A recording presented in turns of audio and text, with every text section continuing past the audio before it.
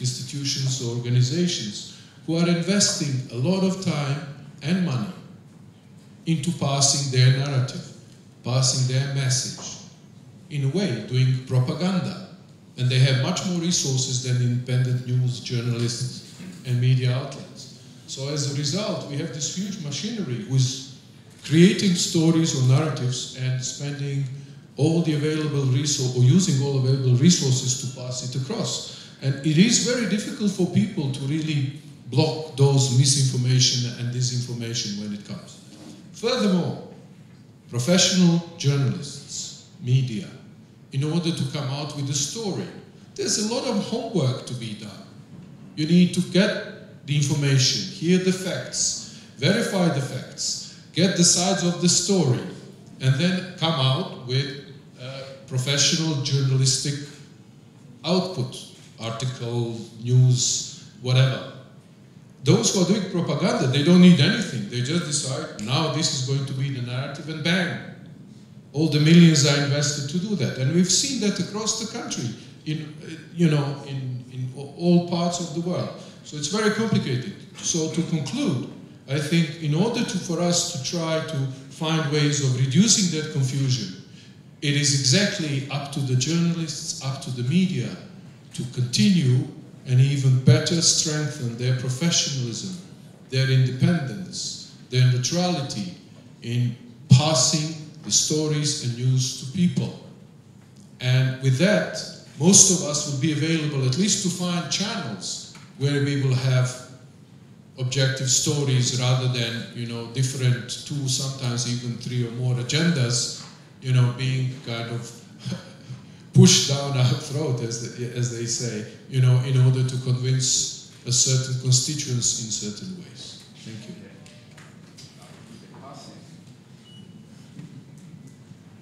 Thank you, Zlatan. Just when we thought he's going to offer us a solution, he added to the confusion. So journalists, get your game better. Good for us to have an upper hand on this one.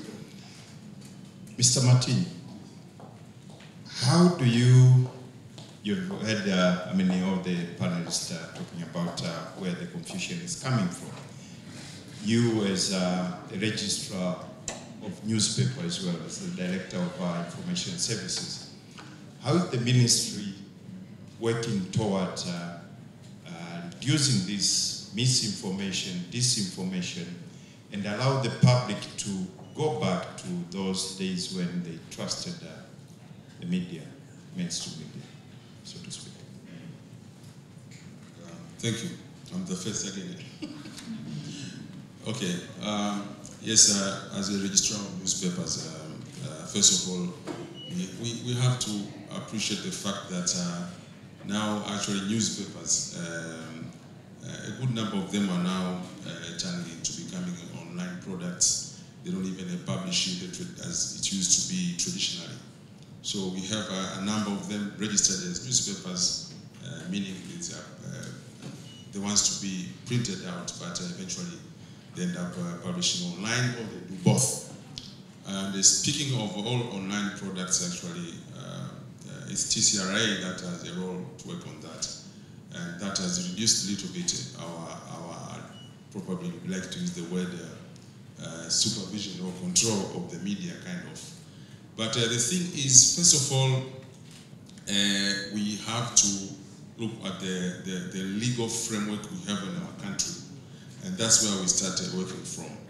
Knowing for sure misinformation and disinformation, it's something that's not acceptable. And we there actually have a law that not only attempts, but clearly controls the behavior of the media. The Media Services Act is one of them. Now, even though we have another one, which is Access to Information Act, which allows everybody to get information, but sometimes people do not do as required or as expected. One will publish a story without truly attempting to look for some information on that. So, as government, probably one way of addressing that issue is by being transparent and open, making sure that all government units that we have truly speaks to the journalist, speaks to the public. Now, because of the high-tech environment that we are enjoying, a government entity can either talk to the public through media houses or directly. Why? Because now it's possible to have a social media account representing a government entity.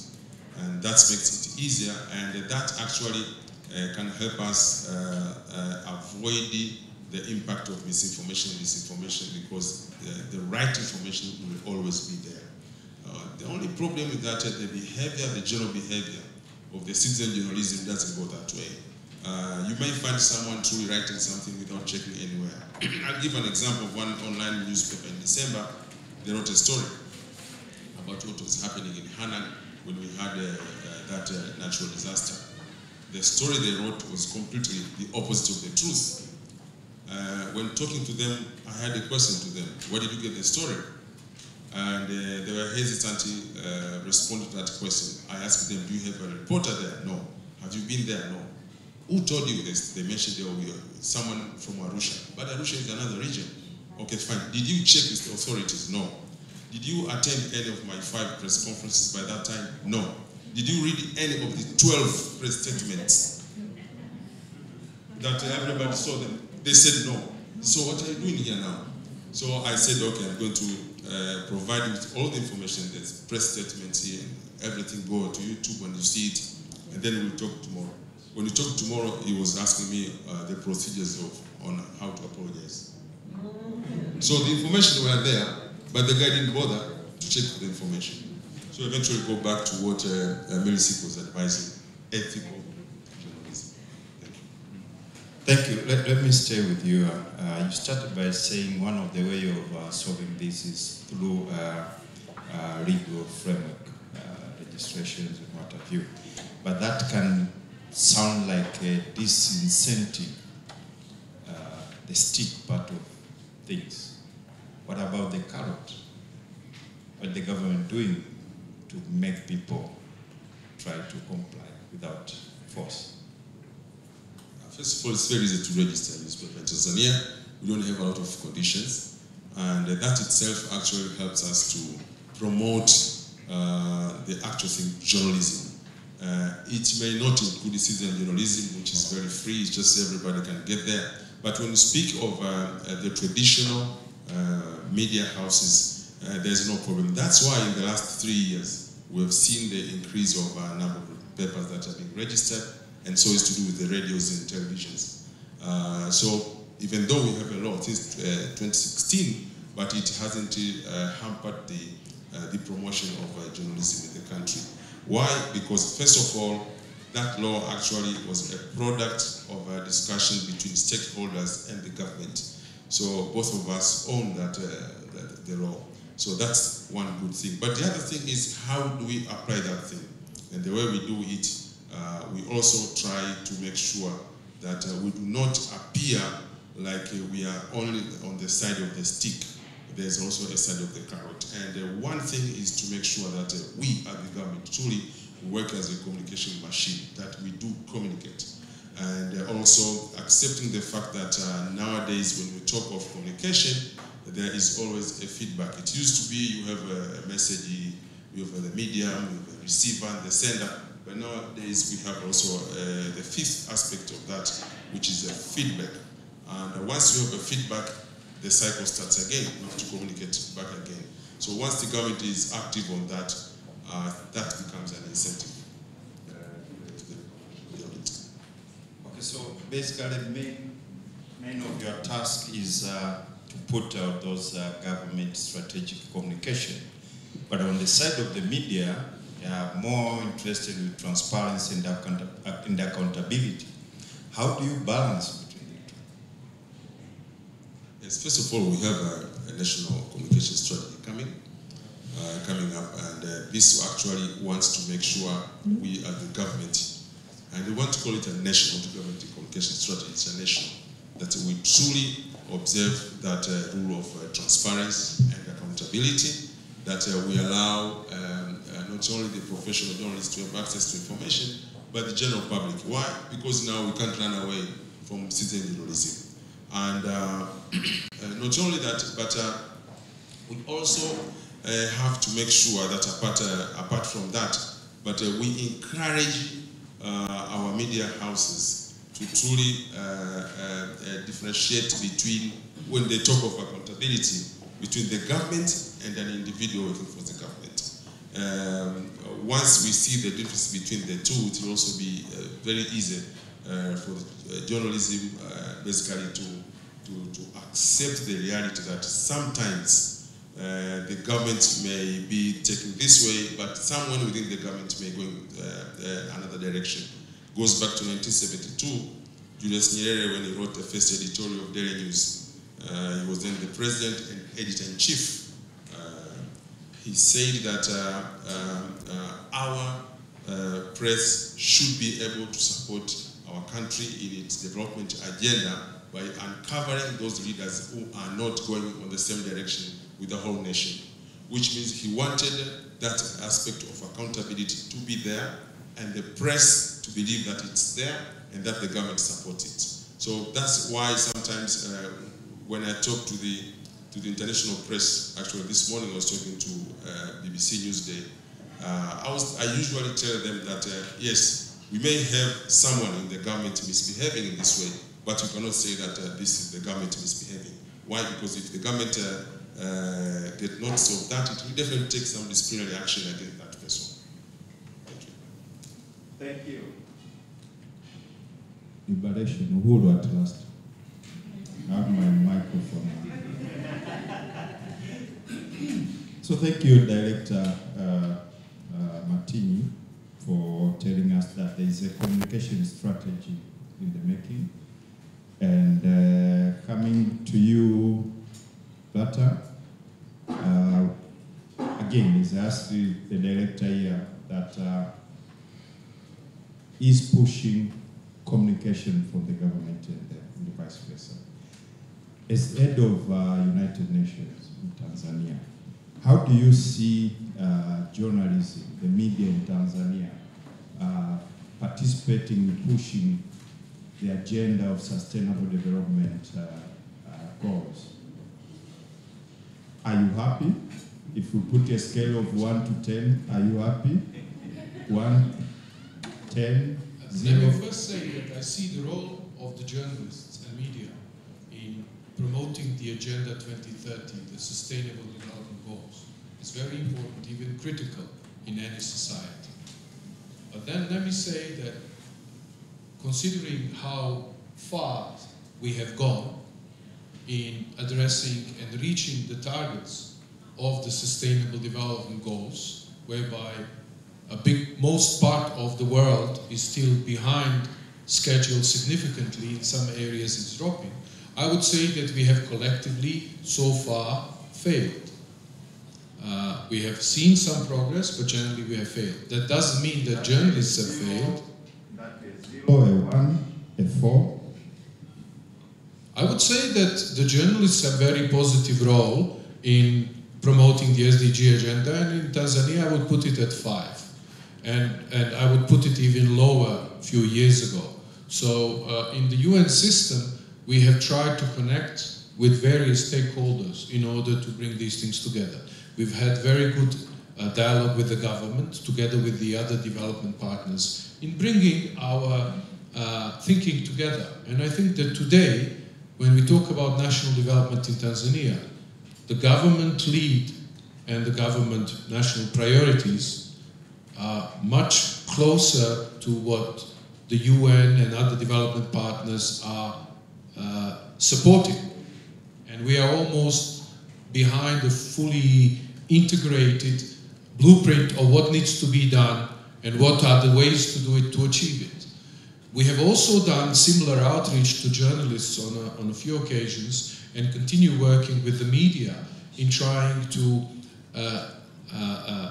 promote this further. And the journalists have been playing an important role in translating these global goals into the local action, explaining the linkages. using some scientific data to explain what that really means. Identifying those areas where we are lagging behind, or these SDGs, Sustainable Development Goals, and also trying to understand why, in order for us to be able to know how to do that better. So as I said, we have seen a very positive trend in the national action on a number of fronts where it wasn't that visible before. On some critical SDGs like no poverty, you will hear President saying this is the top priority for our 2050 vision and for the national development. Again, employment, agriculture, food systems, the agricultural budgets have tripled. This all journalists have a role to play, to identify where we're doing well, but also to identify where we're doing less well. And I find that even more important, because those areas where we're picking up is great, let's continue and let's not forget.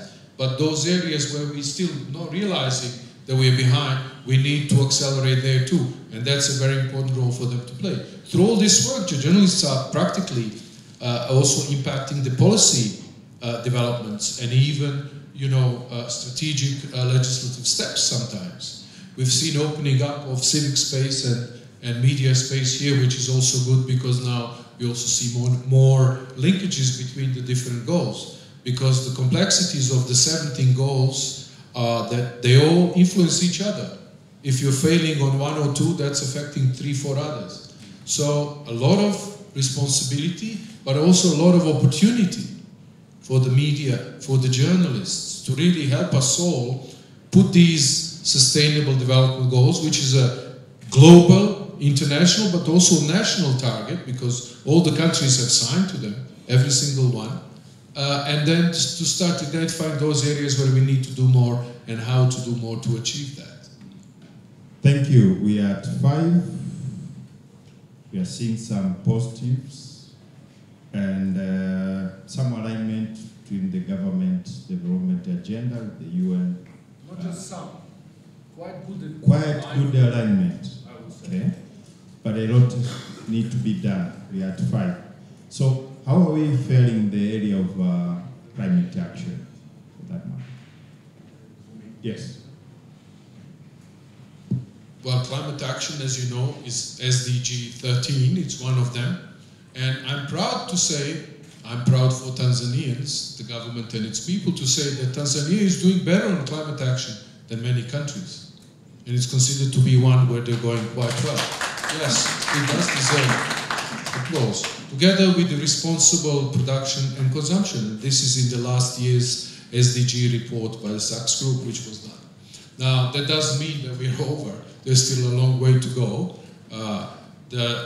We see with the recent floods and all the devastation that it has caused, how important the climate is and how important the environment is and how it affects everybody's lives. The role of journalists is precisely there again to take this data and put it into simplified ways that the people would understand, which would then allow them to understand what needs to be done in order to avoid similar situations or to improve progress. The journalists being actively involved in climate action and related issues also helps keeping track on the accountabilities of the, as we call them, duty bearers as well as rights holders. So it promotes a national dialogue as well as international dialogue about where the problems are and what can we do about it. We know that a lot of climate change is not due to actions that Tanzania has done and many other countries, but they're affecting them sometimes even more than those who've created more conditions for worsening of the global warming and other things. So clearly these things need to be clear. Clearly these things need to be spelled out, and that's where the media plays a role. It's also important to recognize that we need to identify those areas where we can actually achieve things and how. And again, success stories are very important. There are successful ways of handling climate crisis, and most of the world might not know about them if they're not properly substantiated. So we in the UN system are precisely trying to work with the government on legislative things, with the private sector on how they can contribute, with other development partners what more we can do and offer, and also with the media, you know, what are the success stories, what are the issues, what are the challenges, what needs to be emphasized in order to achieve that. So it's a complex process, but we're very engaged, and we hope to continue doing even more on this agenda. And lastly, there is a big global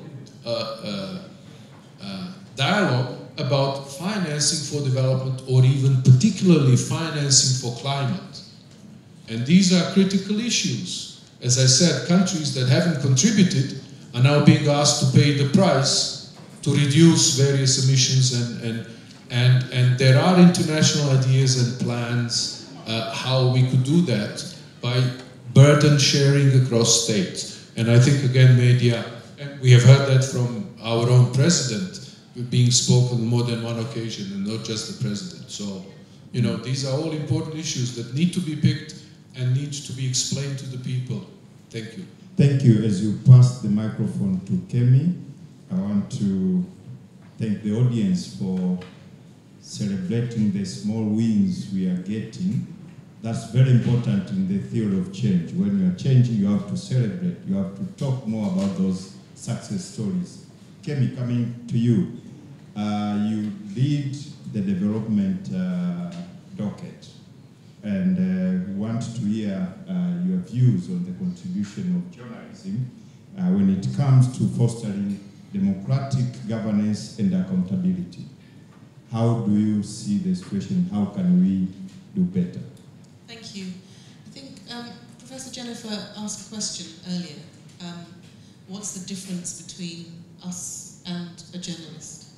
And for me, I think the answer is, and I'll come to the overarching answer in a minute, but the answer is, for me, is the difference is whether or not you're being told what to do, whether or not you're being enabled to make up your own mind. And being able to make up your own mind is something that a journalist should help you to do by providing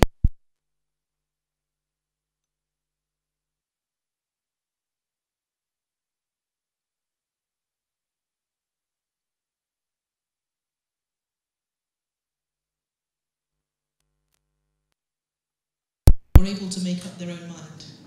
It needs citizens who are educated and who have access to facts, who have access to information they may not have been otherwise able to get hold of. So the role of journalism, I think, in a free and independent press, in helping countries to thrive economically and politically. As I said in my first intervention,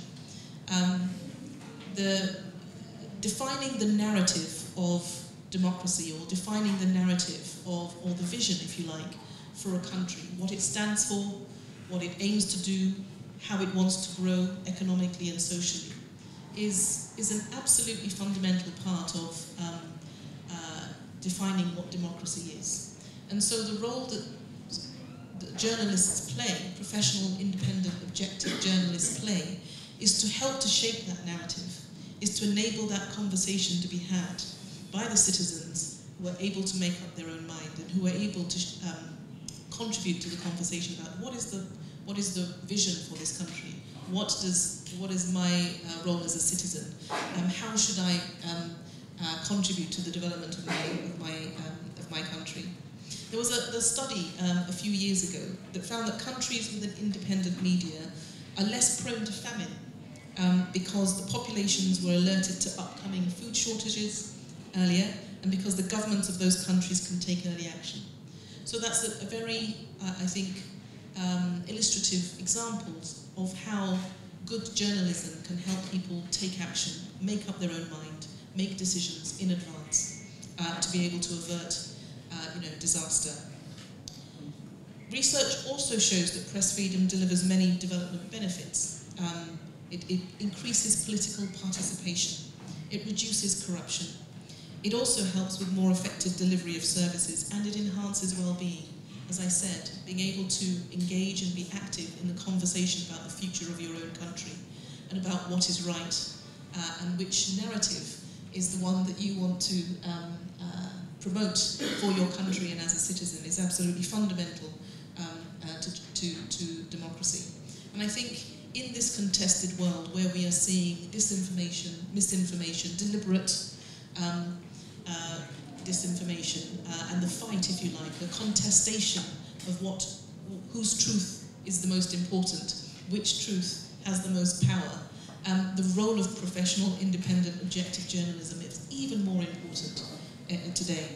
So I think that the work that journalists, editors, and all those within media organizations do is not only essential to a functioning democracy, it's also the foundation for prosperity and social well-being, and helps deliver on the Social Development Goal 16, which is peaceful and inclusive societies. Thank you. Thank you. Foundation, I'll still run away. Foundation for Prosperity, and you actually refer to the power of information. Information is power. The example you gave on the issue of farming. As a global co-chair of the Media Freedom Coalition that brings together 50 countries from 6 continents to promote media freedom through advocacy, diplomatic intervention, legal reforms, events, and funding. How best do you think we can invest and coordinate development support for the media in Tanzania to promote media freedom? Thank you. Just one small correction. The UK used to be the chair of the coalition. I think the current chairs are Germany and Estonia. We were, however, founders of the Global Media Freedom Coalition. So I think, despite the fact that I think most of the people in this room, if not all of you, understand the benefits of free and independent press and what it brings, we know that media freedom is deteriorating. We know that censorship, harassment, attacks on journalists are increasing. Many journalists are losing their lives for doing what they are, for doing their profession. Women journalists particularly are being targeted because they are female and because they are journalists. There's a lot of hate speech. Much of it is online. And so the International Federation of Journalists annual list has actually noted, I think 2023 was the worst year was the worst year for journalists in terms of losing their lives. So we are reaching a global high in terms of journalists losing their liberty or losing their lives. So what can we do? I'd like to speak sort of globally, and then maybe I'll come to Tanzania. I think we need to take a stand. We need to stand up for professional, professional objective integrity within journalism. As I said, it's important for democracy. And we need to redouble our efforts to protect media freedom, both around the world. As I said, it's deteriorating everywhere. I think we need to make the links between media freedom and the importance of civil society, of a vibrant civil society, the importance of being able to make up your own mind, the importance of accountability and transparency. These are all fundamental elements of a democratic free society. There are also instruments that have been agreed across Africa that support press freedom. We need to see more governments using these as their guiding lights in terms of regulation and the way they handle media. And the African Commission on Human Rights has established very clear, very solid standards for media freedom. So we're not starting from scratch here. We know what works, and we have seen standards and media freedom being protected in many places around the world, and we should learn from each other. I think, as Zlatan said, we need to be able to tell the success stories. And we know that in Tanzania, there's been some recent movements to unban media houses and for media freedom to be certainly, I think, flourishing comparatively more recently. I heard you on the radio this morning, by the way, from the BBC. I thought your answer was very good. And these are the kinds of things that we need to see. We need to see government representatives being able to speak to international media houses, defending your position, putting your case, being held to account in a very transparent way. And I think that there are good examples of that happening here and elsewhere, and that we need to learn from each other. Thank you. Thank you. As you pass on the microphone to Mr. Makunga, thank you for insisting the need to protect the media more. Mr. Makunga, you're coming from the practice of journalism itself. What measure do you think need to be put in place to create a supporting environment for the media to push more public interest journalism? Yeah, thank you. First, we should not, journalists should not cut a tama. Give up. Should not give up. Because change of technology will be there in our whole life. Technology, how to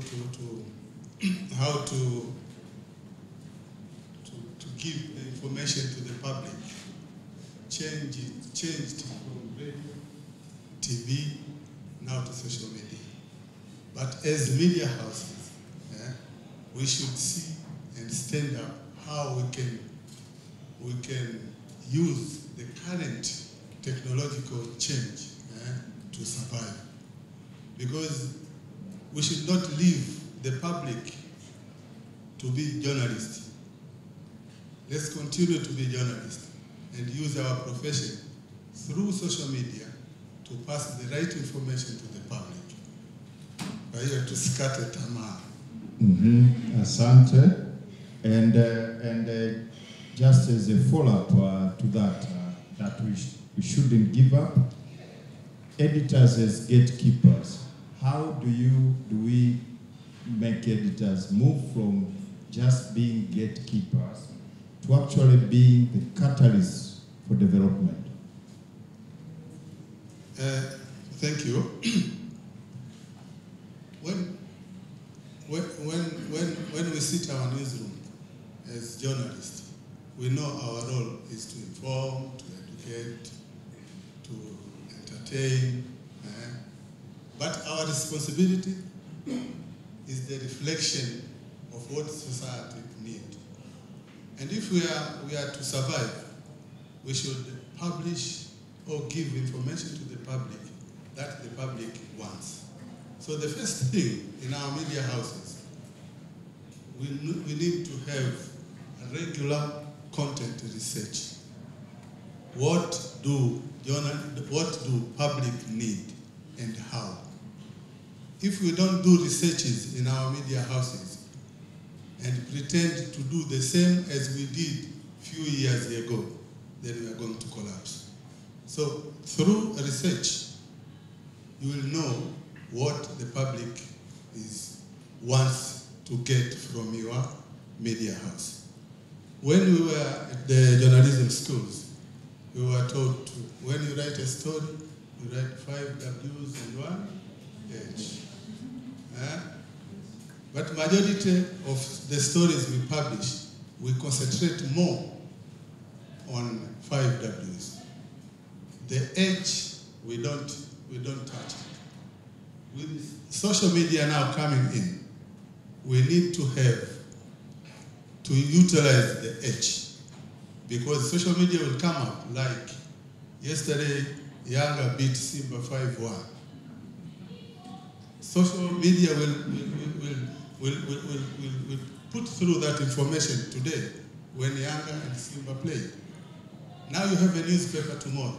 If you write Yanga and Simba, Yanga beat Simba 5-1. The reader will say, I got it from the social media yesterday. And if you utilize the H tomorrow, then the reader will get what he got yesterday and what he didn't get yesterday. Thank you. Thank you, Mr. Makunga, as we pass it on to Professor Jeniffer. The H factor, the how factor. How factor. The H factor and the how factor. Professor, Mr. Makunga talked about the H factor and the inability to exploit it more in our newsroom. Could you discuss the impact of journalism education in promoting ethical standards in our reporting? And you touched on these ethical matters when you started. Yes, just to follow up, what you were saying. There needs to be more emphasis placed on the H. And now, you know, it's an interesting time. I'm often asked about teaching journalism as a former practitioner. And I say it's the best of times and the worst of times to be a journalist. We hear the statistics about journalists put in harm's way. When I was first entered the industry decades ago, we could wear our press passes with honor and know that if someone saw we were a member of the press, we would be protected. Now, I'm in Washington, D.C., where we have protests all the time, and when we've had a very tumultuous for 8 years or so for members of the press. And now we're often telling our journalists, our collegiate journalists, sometimes to hide the press credential. We're in unprecedented times for our industry, which means we more than ever need to have journalists who are out there being those armor bearers. So I start off every semester that I have a class with my senior fourth-year students to challenge them to start with a quote, to come up with a quote by the end of the 15 weeks, for them to say why they are interested in journalism or why it's important to be a journalist in today's society. And I always share mine, and mine is that journalists are the defenders of democracy, freedom fighters of the First Amendment, and savvy and sophisticated storytellers. So we start with that, and the example I gave earlier about what differentiates us from anyone else. But we have access to those places and those spaces that others do not. The press room at the White House is smaller than this room, yet it's such a powerful place. We're honored because we actually have student journalists who are able to cover stories at the White House. But how do we do that? We talk about we have an ethical implication to cover stories in context. So it's very important now that as we have students that are entering the profession, that they understand that H, and that they understand the importance of telling those stories that otherwise might not be told. So we cover not just the White House, but we also cover the communities where we are.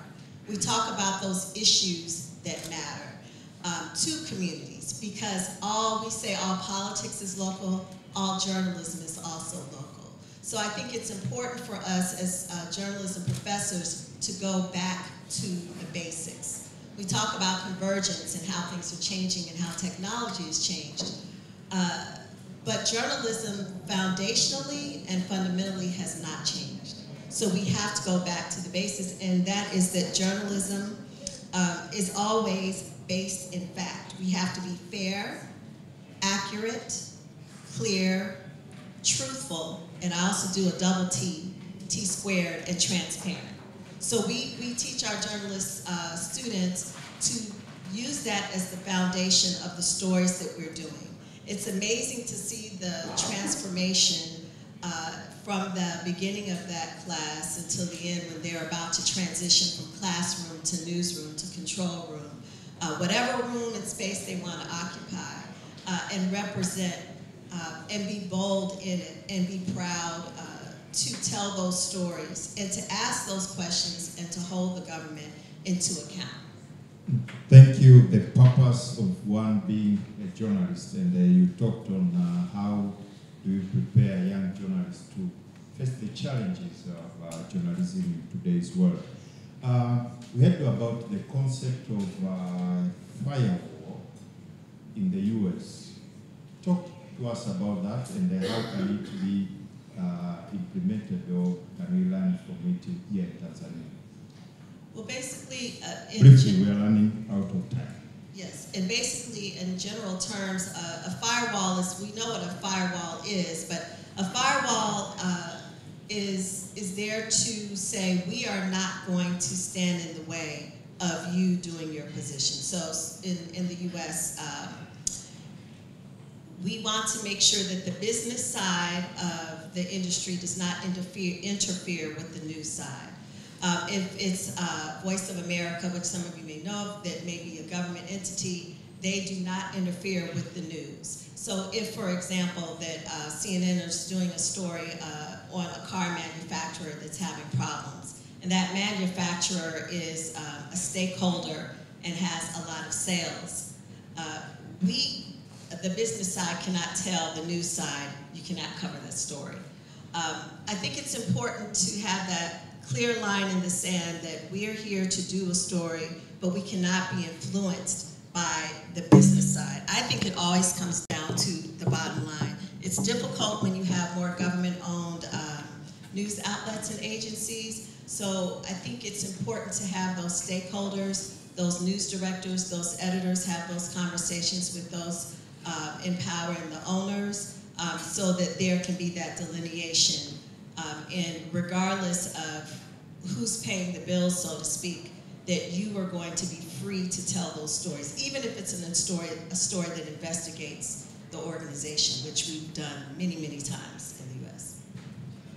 Thank you. I think we are running out of time, so I'd like to calm the audience, just to get 2 or 3 questions or comments, and thereafter I'll come back to the panelists, and they'll ask you one question to give us one actionable insight on how to meaningfully invest in public interest journalism.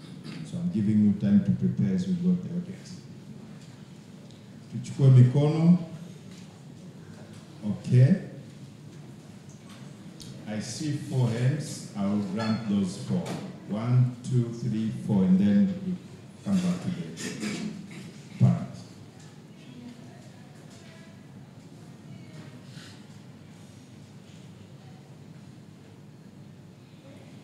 Yeah. Thank you, Mr. Moderator. Your name, sector you come from, and be brief. Half a minute, shoot your question. Yeah, my name is Deus Bugayo, a member of Tanzania Editors Forum. Yeah, what I gathered shortly from here, from where I'm sitting, from all the panelists, is that for the mainstream media to contribute meaningfully to development, they have to do like 2 things. First, embrace the technology, and of course speed up their pace of keeping up with the technology. But looking back in the reality of the Tanzania media, I'm wondering how can this be managed? Because if you want the media to keep the pace, embrace the technology, they need a really and a very well-established investment. This is the financing aspect of keeping up with the technology. But again, you look at the reality now on the ground, majority of our mainstream media, especially newspapers, either are closing down or are in very critical financial crisis. Then how do we match the 2? At the moment where the media needs money and financing to keep up and embrace the technology in order to reduce the distortion of narration by the social media, it's the very same time that the media are in a very bad financial situation. Thank you. I think you have gotten the gist of your question. Thank you. Next. Thank you, Mr. Chairman. As we get, as I've heard, my name is Derek Murusuri. I'm a media consultant. It seems that this is the end of journalism, because everyone else in the world is a journalist. They can write stories, they can post at any time. So we are the ones actually who can save journalism from extinction. While most of stories these days are not objective. Objectivity seems to wear out, just having comments. So you see single sourcing stories or slant, which are stories which are biased. They continue to become like, of course, they continue to become the order of the day. There was a time in the 2015 general elections, I saw pictures which were manipulated a lot of pictures which were adopted. Like in Arusha, there was one party, of course it's not CCM, which I saw the pictures on the newspapers and on tele as well, which were absolutely doctored. You see? So it's the problem of fake news coming from the technology side of it.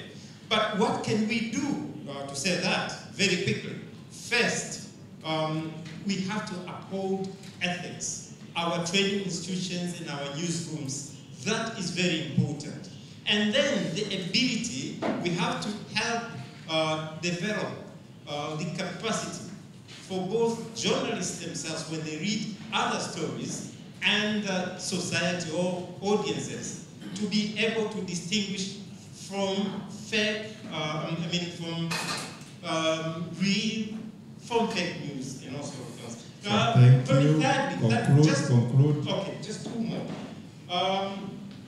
We see programs, programs to professionalize our media institutions. That's very important. Using data journalism, research, stories, and all sorts of kinds of things. But lastly, we really have to have our media cadres to be creative in writing their stories. Because, Chairman, at the end of the day, the media has very, what can I say, uncomparable powers to influence. When it comes to development, and we're talking about development here, for instance, I'll give very quickly an example of India Press. I will have to stop you now. I will have to stop you. Let's go to the third person. Pale nyuma. Thank you. Good morning. My name is Innocent Mungi. I'm a government communication specialist. Mine is not a question or a comment, but rather a confusion to the participant here. I was asking myself what the technology is doing to the press freedom in the world, leave alone Tanzania. The role of technology, the professor was talking about the convergence confusion, if I got you right. Yes, the convergence has created a confusion in the media industry. You can have 3 people in an echo chamber making themselves very heard as if there are 1,000 people. With the AI coming into the media industry, it's even more dangerous to the press freedom. As now people, whatever you read, they make sure you see the same news. If it's misinformation, you end up getting misinformation the whole of your life if you are not careful. So I wanted, on your closing remarks, to mention a little bit about what should we do as far as AI now is coming to give us the news, not even the media houses. The media houses have their editorial policy and everything, but now AI is giving me, is actually making food for me in terms of media consumption. Asante I sana. expect you to speak something about that. Asante sana. There was last year here.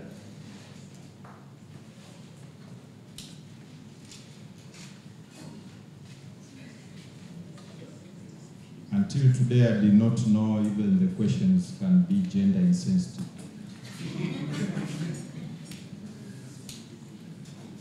Thank you, Mr. Achum. Yeah, I guess my name is Jonas Kamaleki from Tanzania Information Services. Because of time, let me skip the first sentence. But I wanted to say that this session had it been held the last 2 years, I think Makunga would speak alone, because sharing mics would have implication on Corona something. Sasa you and I skip. Let me come to the point. Yeah, technology has taken us by surprise, but we have also to take it by surprise by embracing it. This is the mainstream media. Instead of continue the way we were, I think we have to change a bit to inform the public very, very quickly and give them the accurate information. That would also reduce distortion, misinformation, and kadhalika, for those who understand English.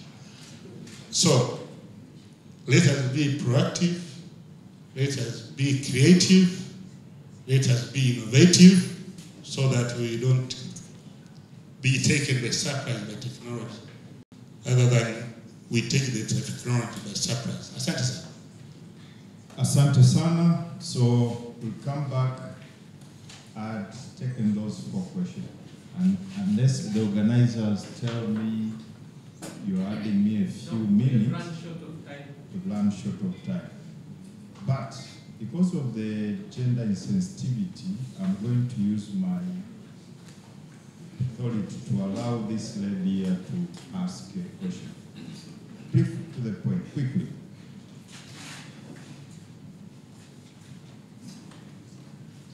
Thank you very much. My name is Mona Mwakalinga, the Dean of the School of Journalism and Mass Communication at the University of Dar es Salaam. I raised my hand because I didn't just want men to speak, I also wanted to say something. First of all, I'm very happy to be here to listen to the panel. We need more of these kind of discussion rather than just the Press Freedom Day, because it feeds us in terms of the knowledge sharing and working we go together as a team. I teach, at the University of Dar es Salaam, the journalism, web, ethic journalism, the AI issues, what kind of curriculum should we have so that we're not left behind, we are together with technology. But as a member here has said, it all deals also with the financial situation. How far can you go to be able to produce the kind of journalists that are necessary to be running out there and to deal with the fake news and the AI. So I just want to say thank you for the opportunity and just to bring the men speaking. Thank you. Thank you, and I would have missed such a contribution. So, thank you. Now let's respond to the question. You have 1 minute each. Respond to whatever came your way, and also your one takeaway, one thing you can do different, the insight I'd asked you earlier. Thank you. Okay, I'll quickly go into this. I think 40 seconds should be enough. But one thing I want to say, or just to take it as a point to the audience here, 22 years ago when I was teaching at the then Tanzania School of Journalism, which is now part of the University of Dar es Salaam, I was teaching one thing, news analysis, and I told them one thing which I want to quickly highlight it, that in each of the 5 W's that you have, plus that H, add another thing. Take one W and put it in front of the other one, the why. Why is this person saying so? When is he saying so? Why did he choose this place to say so? What is he talking about? Who is he talking about? If you put why on each of those, how, which tells us the means and why, or the way someone wants to achieve something, and you put why there, you have another level of a story, and you go into detail, and this is how you're going to incite public interest in journalism. And I remember when we were talking about the 5 W's and H, the discussion, I remember one in 1994, which was, I think, May, and my teacher then was actually Mr. Makunga, 30 years ago.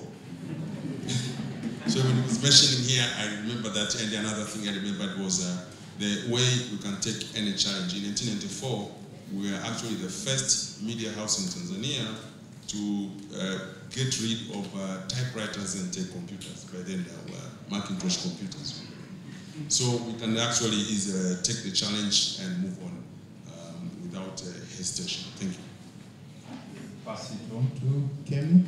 Thank you very much. I think a couple of the commentators talked about technology, how you can afford it, how you can access it, whether or not it's an enabler or something that's getting in the way of journalism. I mean, I think technology is an inevitability. It's here with us, and I think it sounds like Tanzania is an early adopter of technology. So Technology is important, but it does need to be used for good. It can be used for bad. And so I think in terms of, I'm going to link this to the second question, which is about meaningfully investing in public interest journalism. I do think that technology, it doesn't have to be complicated. Most people now have a phone. It may not be a smartphone, but they do have a phone. And so adopting and adapting the current technology, and also the way in which business is done is something that is a challenge and is incumbent upon journalist houses, media houses, journalists to do, because in order for public interest journalism to survive, you first of all need to have a business model that enables it to live in this current world of where there is scarce resources. And that business model needs to be adapted because it needs to work, I think, partly with the private sector, but it also needs to look to government for subsidies. Because public interest journalism is a public good. It's something that is needed for democracy, reference my previous points. And so investing in journalism is not just investing in individuals, it's investing in the future of the country. And so the final point I will make is that I think in order for public journalism, public interest journalism to survive, education is absolutely important. So linking it to development outcomes and the sustainable development goals, being able to ensure that there is a pipeline of educated professional journalists who want to be journalists and who understand the role that they play in democracy is important. My final word, which is an invitation to Tanzania, is that the UK is working closely with UNESCO and also with Canada to establish a global media defence fund. As we know, journalism is under attack and journalists are under attack. And this fund provides financial and legal support to journalists and their families and civil society, as well as training. And the UK has committed £3 million, which is equivalent, I think, to about 10 million Tanzanian shillings to the fund over a period of about 5 years. And we would welcome Karibu Sana Tanzania if you wish to join the Media Freedom Coalition. Asante sana. Who are we to say no? Well, I will start with just very briefly to the question in the back about AI and what should be done. I think the key is that we all have to be smarter consumers. As media professionals, government officials, we have a duty to make sure that the public can be a little better informed. AI is that train that is running out of control, and every time you think you get a handle on it, it changes. But there are very simple tools. I think my basic within my final comments is that we have to get back to the basics. I actually did an entire short video for Howard University. If you can Google my name, Jeniffer Thomas, Howard University Misinformation, it will come up and it gives some basic tools on what we can do to be smarter consumers, either as a journalist or as a consumer, against misinformation and artificial intelligence. And then finally, to answer the question, how to invest in public interest journalism. I think to invest in public interest journalism, we have to have a public interest. We have to know the public, we have to know and understand our communities, have boots on the ground, and know the issues that affect our communities. Go back to the basics.